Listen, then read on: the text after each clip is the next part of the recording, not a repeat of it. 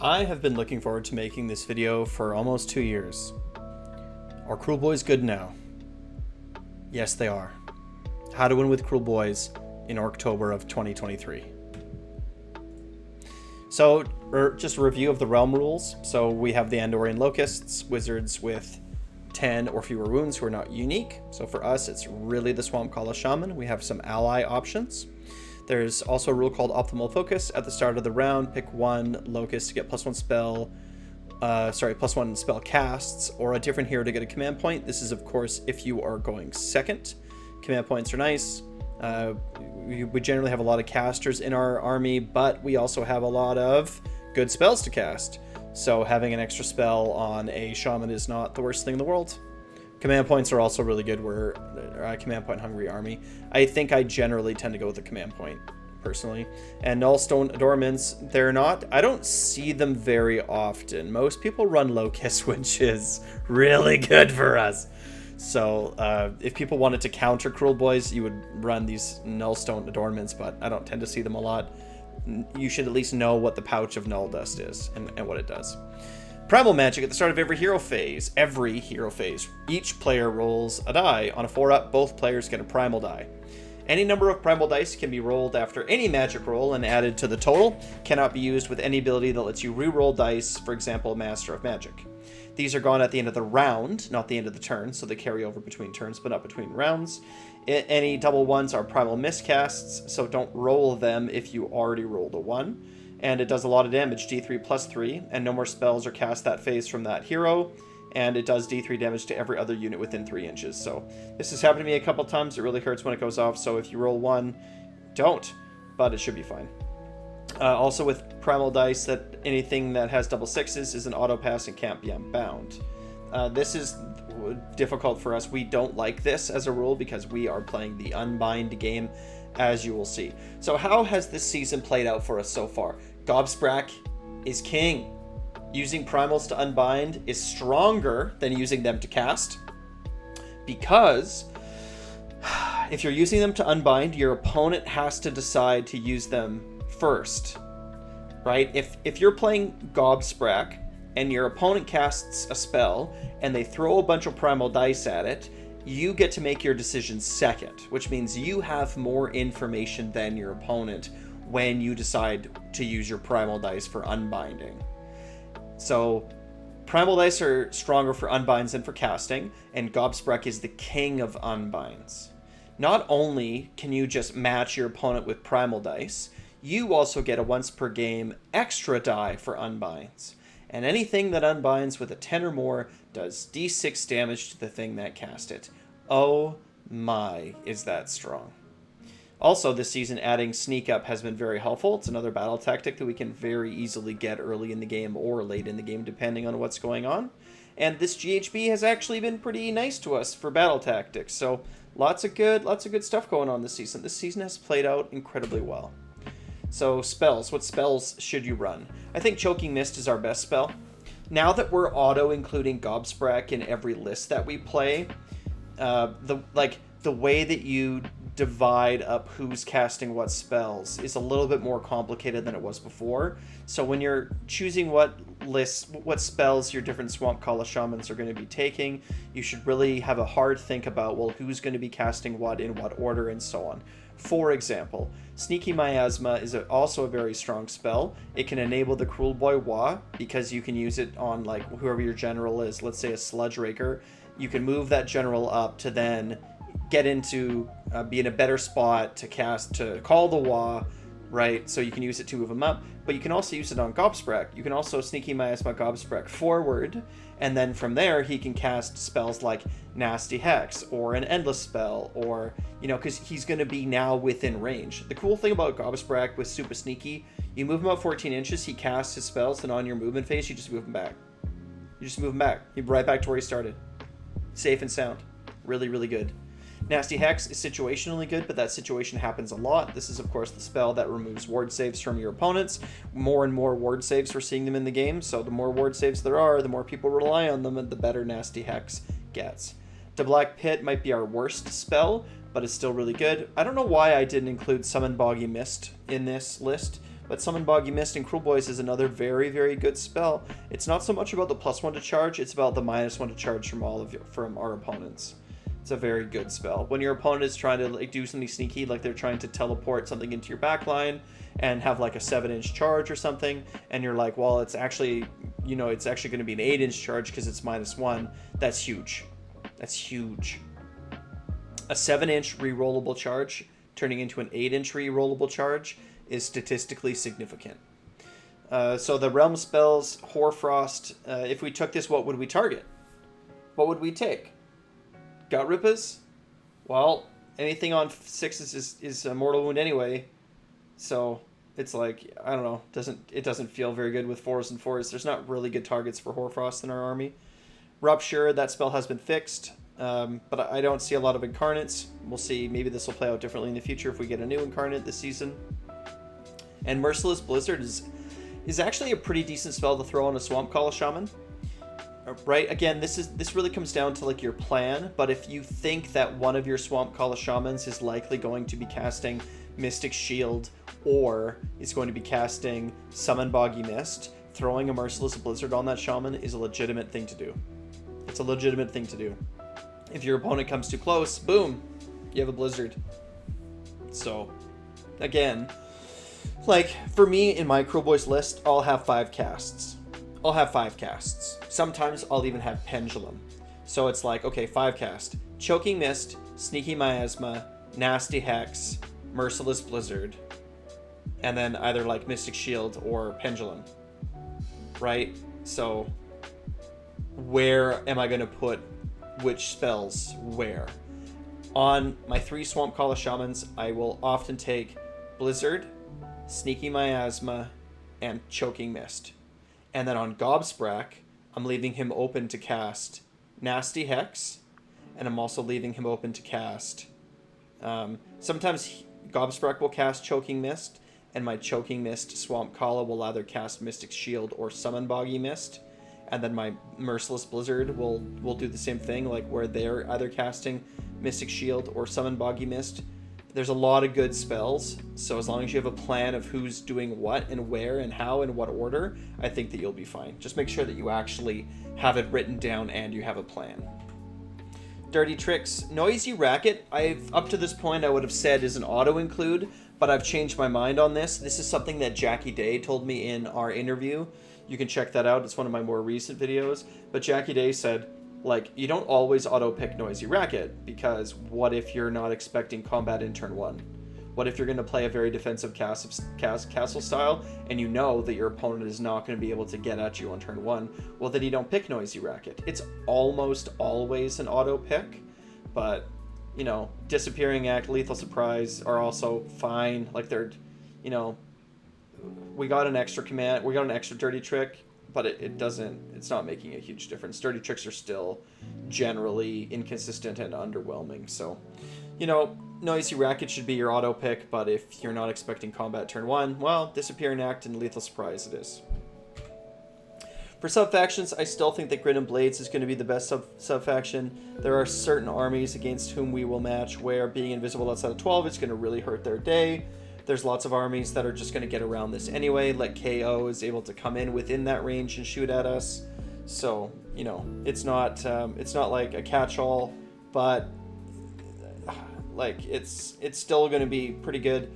However, I was going to put this in the slide and I decided not to, but now I regret it. However, Grit and Blades does have the advantage of having 15-inch hasty shots. And 15-inch hasty shots is not something that should be overlooked. This, again, I think is going to come down to the specifics of your local meta and your local gaming store and so on, where if you're facing a bunch of armies where being invisible outside of 12 is going to be very helpful, then do that. And if it's not going to be particularly helpful, then extending the range of hasty shot by 3 inches is significant. It's a 33% range increase. And it is, hasty shot is the primary form of damage that our army is able to dish out. So I think Grit and Blades is the best, but there is Big Yellers is definitely worth considering. For command traits, Super Sneaky I think is still the go-to. You can now Super Sneaky Gobsprakk into a position where he can deny turn 1 magical dominance. Lots of armies rely on that for their turn 1, and when they set up all their stuff, like if like you could do these really sneaky tricks. Oh, thanks, babe. You can do these really sneaky tricks where you take Gobsprakk and you put him in a position where, you know, it's like, oh, like, look where he is. He's at the back. He's well out of 30. Don't worry about him. You know, he's as far away from you as you can be. And then your opponent deploys everything, and then you're super sneaking Gobsprakk forward, and you're like, hey, look at this. Like, you little jerks. Like, look at me. I gotcha. Now I'm going to deny your magical dominance turn 1. I'm going to throw a wrench into the mix. And isn't that what Kruleboyz is all about? Disrupting your opponent and forcing them to make choices that they didn't want to make. Oop, pardon me. But however, Egomaniac is also good. This again comes down to, oh sorry, more notes on Super Sneaky.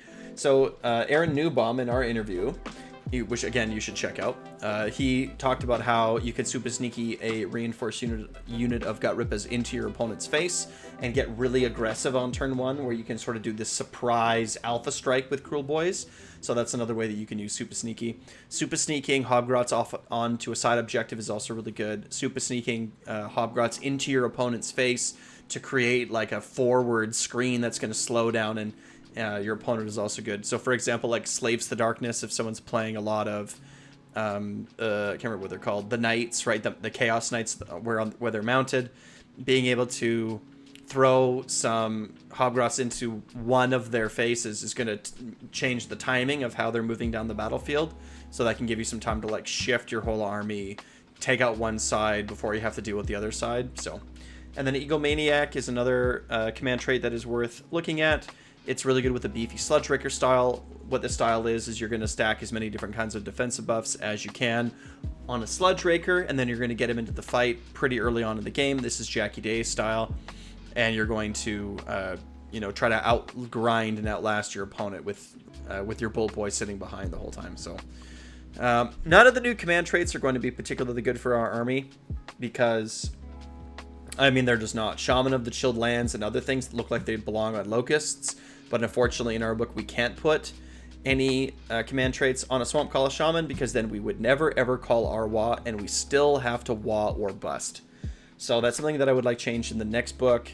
I think that as far as I can remember, the Wa is the only one, the Kruleboyz Wa is the only one that needs to be called by the general, or the general has to be in combat to call it.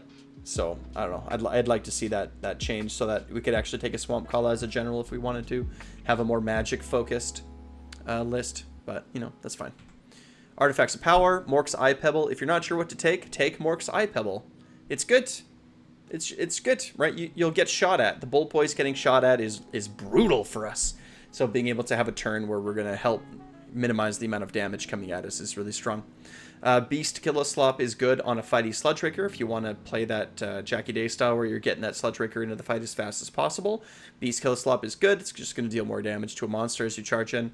And then Amulet of Destiny. I've seen some lists where you can throw it on a Nashtooth or a Sludge Raker and make them even harder to kill, which can be pretty cool. Depends on the meta, depends on the matchup. If you're not sure what to take Mork's Eye Pebble.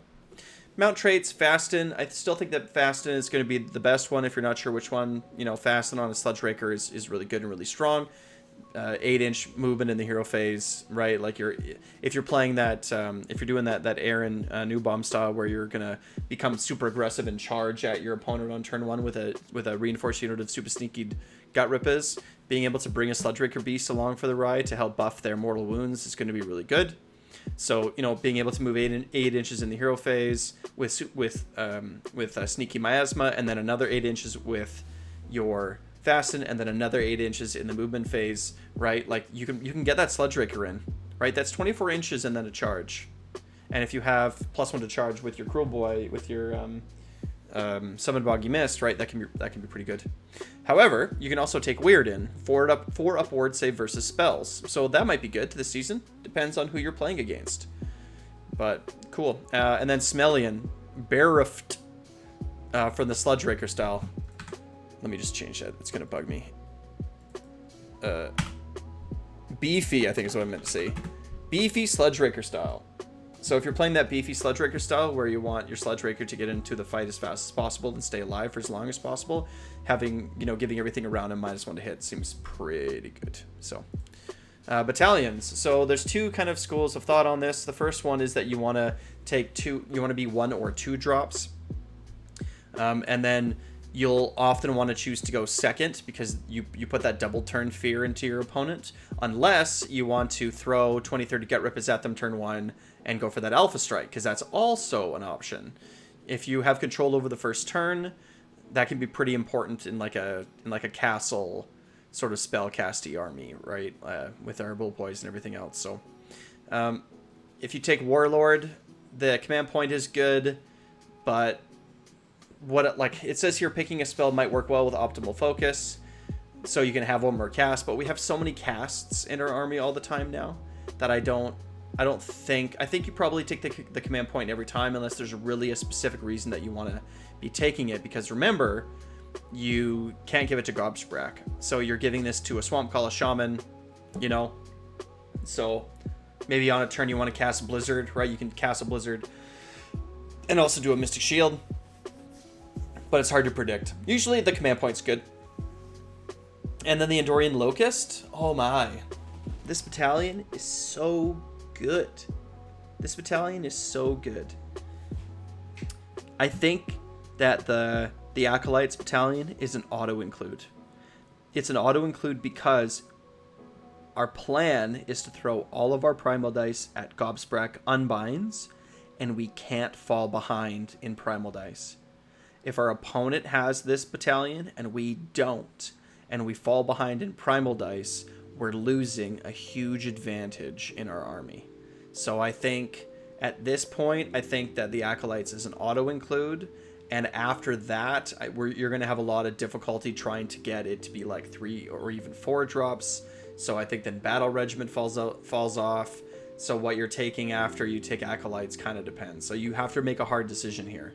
Do you want to control the first turn, or do you want to play the Primal Dice game? Personally, I take Acolytes, and then I fit in whatever other battalions I can from there. So, but, there's something to be said about 2-drop lists, for sure, for Kruleboyz. Grand strategies. You pick Wa. Right, you pick Wa. You get a battle line unit across, or, within enemy territory. No problem. Lots of maps are pretty easy to do that. If you don't want to take Wa, you could also take In and Out Lads. So your general can't be slain, and fewer than half of your units in your starting army has been destroyed. So what In and Out Lads essentially means is that you're going to table your opponent before they table you, because that's how a lot of Kruleboyz games play out. None of the seasonal ones are very good. If I had to choose one, I would choose Overshadow, but I wouldn't. I take Wa every time, so just take Wa. For battle tactics this season, so there's a few in our book that are actually pretty decent.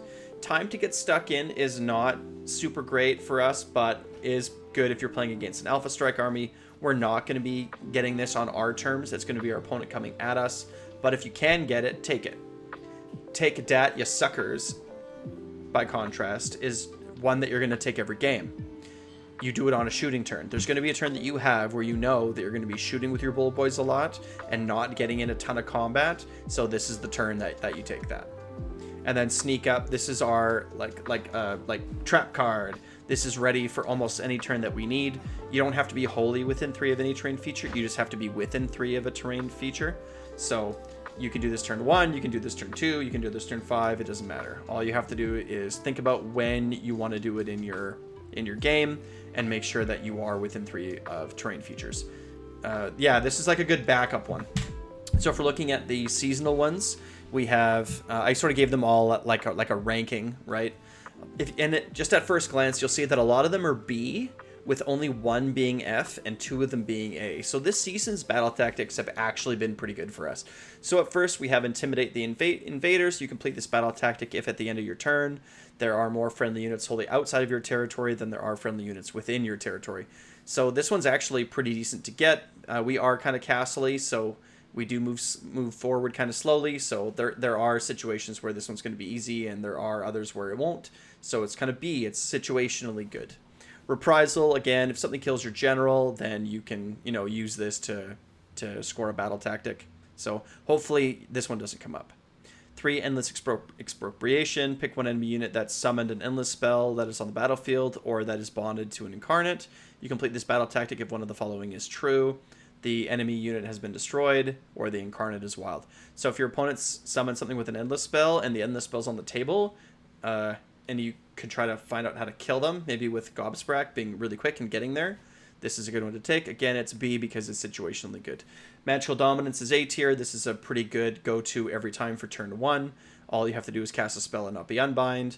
What I've done a lot of times with this is I've had like super sneaky Gobsprakk forward to be on turn 1 to be within unbind range of my opponent, and then all I do is cast something in the back with a shaman. I'm just like, oh, this shaman is out of range, so I'm going to cast Summon Boggy Mist or Mystic Shield, and then no one else is going to cast anything, because in Kruleboyz our spells are really good and strong, but they're not necessary. If they don't go off, that's okay. So again, that can be part of your deployment, part of your plan. You're like, on turn 1, this Swampclaw Shaman is going to cast Choking Mist. Try to get as many of my opponent's units as possible while staying outside of 30. Magical Mayhem is okay. Killing. We have tools in our army to kill with our spells. If you're taking an endless spell, this one gets even better. Bait and Trap is F tier. We're not really going to use this one. You have to retreat 2 or more friendly units and then charge 2 or more friendly units. We don't really have a lot of units to do this with, so we're not going to take this one.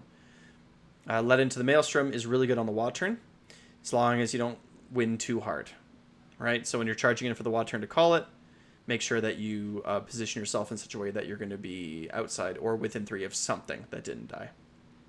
And then Surround and Destroy is B tier again. We have a lot of fast units, and we can leave some units in the back. So this is a way, and because we have Hobgrots, we can super sneaky Hobgrots way off onto the side to grab an objective, and then the next turn follow it up to get ready for Surround and Destroy. So this one's actually pretty decent. So again, with battle tactics, the trick is just having a plan. What is your plan for battle tactics in general for, for all of your games, and then maybe for specific matchups or maps in general? Like if you have like one sort of, here's my normal plan, and then here's sort of where the variations are in my battle tactic choice, you'll do just fine. So let's see, what's my next slide? Conclusions. This GHB gave us Gobsprakk as a dominant force. All hail the king. Gobsprakk almost single-handedly took us from an F tier army to a low A, high B army. Gobsprakk and point reductions. Race to the bottom. Thank Mork, we are finally good. For all you Kruleboyz players out there, if you're getting into the army, welcome. I hope you're having a good time this season. And for all y'all that have been there from the beginning when this army was released and you got super excited because of how cool the sculpts are and how great the aesthetic is, I'm really happy that you get to put your models on the table now and actually have a chance at some good games, some close games, and some victories. Like, subscribe, wah.